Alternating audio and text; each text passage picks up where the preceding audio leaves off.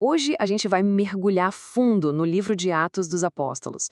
Com base numa reflexão teológica, vamos descobrir juntos como essa história tão antiga acabou se tornando o grande modelo da missão cristã.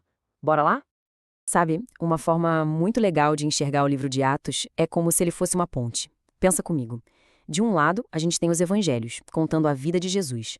Do outro, as epístolas, que são as cartas que formaram a base da doutrina da igreja. E Atos. Atos é exatamente o que conecta esses dois universos, mostrando como a mensagem de Jesus começou a se espalhar pelo mundo de uma maneira, assim, explosiva. E para guiar a nossa conversa, aqui está o nosso roteiro. A gente vai explorar 5 temas principais. Primeiro, essa ideia de Atos ser uma ponte para o mundo. Depois, o seu começo explosivo. Em seguida, a mensagem e a vida da primeira comunidade. O quarto ponto é sobre como eles romperam fronteiras. E, por fim, o legado inabalável que deixaram. Então, começando pelo nosso primeiro ponto, a ponte para o mundo. A ideia aqui é que Atos não é só uma continuação, é a obra de Cristo em movimento, mas agora através dos apóstolos, que foram impulsionados por uma força completamente nova. E que força nova era essa, né? Pois é, isso leva a gente direto para o segundo ponto. Um início que foi literalmente explosivo e que foi causado pela vinda do Espírito Santo. Um evento que mudou as regras do jogo. A gente conhece esse evento como Pentecostes. E o ponto central aqui não é só o que aconteceu naquele dia, mas o que ele significou. Foi o pontapé inicial de uma nova era, a era do Espírito, que deu poder, que capacitou os discípulos para uma missão que, eles nem imaginavam, se tornaria global. Agora, olha que impressionante essa transformação. Antes do Pentecostes, os discípulos estavam como? Trancados, com medo. Depois, a gente vê o quê? Testemunhas ousadas, falando abertamente sem receio algum. Uma virada de chave radical, totalmente impulsionada por essa capacitação divina. E o mais interessante é que, para eles, isso não surgiu do nada. Eles viram naquilo o cumprimento de uma profecia super antiga, do profeta Joel. E a frase, sobre toda a carne, é fundamental. Ela sinaliza que a missão estava se expandindo para muito além de um único povo. Agora era para todo mundo. E claro, isso acaba trazendo uma reflexão para os nossos dias, né? Será que essa dependência do Espírito ainda é a grande força motriz da fé hoje em dia? Ou será que a confiança foi aos poucos se deslocando mais para métodos, para estruturas e planejamentos humanos? Ok, essa força do Espírito era real, mas como ela se manifestava na prática, no dia a dia? Isso nos leva ao nosso terceiro tema, a mensagem que eles pregavam e o jeito que eles viviam em comunidade. A mensagem deles era, assim, incrivelmente focada. Não importava se era Pedro, Estevão ou Paulo falando. O coração da pregação era um só, a ressurreição. A grande notícia era que Jesus, aquele que foi crucificado, tinha sido exaltado por Deus como Senhor e Salvador de todos. E o jeito que eles viviam era um reflexo direto dessa fé.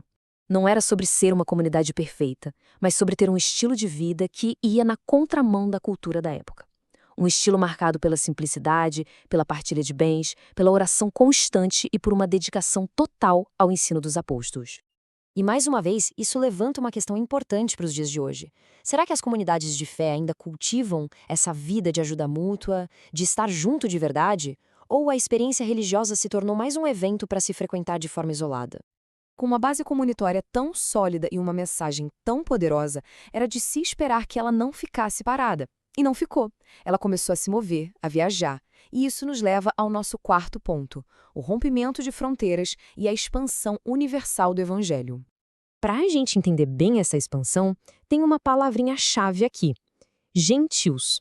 Esse era o termo usado para todo mundo que não era judeu. Então, a decisão de levar a mensagem também para eles foi um passo, nossa, absolutamente revolucionário.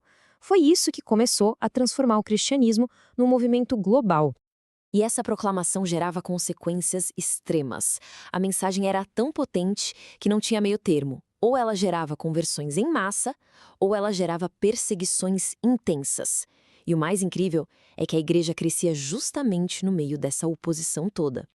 E essa história de expansão, de quebrar barreiras, nos faz pensar, essa atitude continua viva? As comunidades hoje são de fato acolhedoras, abertas para anunciar a graça a todos, sem distinção? Ou acabam, muitas vezes, presas em seus próprios círculos, nas suas próprias bolhas. E assim, a gente chega ao nosso quinto e último ponto, o legado inabalável que ficou.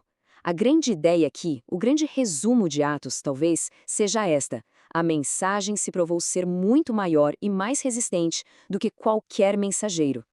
E o maior exemplo disso, sem dúvida, é o apóstolo Paulo. Olha só a jornada dele. As viagens missionárias foram uma sequência de desafios absurdos, prisões, naufrágios, rejeições, e mesmo assim ele permaneceu firme, movido pela convicção que tinha naquela mensagem. E isso nos leva ao final do livro, que é surpreendente. Depois de toda essa jornada, de toda essa correria, a última cena que a gente tem de Paulo é ele em prisão domiciliar em Roma. Parece um anticlímax, né? Um beco sem saída para a história. Só que aí vem as últimas palavras do livro. Paulo pode estar preso, acorrentado, mas o evangelho, a mensagem, continua avançando sem impedimento. É a ideia de que a palavra de Deus não pode ser algemada. Uma conclusão de arrepiar, que mostra que a missão vai muito além de qualquer limitação humana. E assim a gente encerra com uma pergunta que ecoa através dos séculos, desde o livro de Atos até hoje. O nosso compromisso está com essa missão que avança sem impedimentos ou está mais com as nossas próprias zonas de conforto? Uma reflexão que, com certeza, fica para todos nós.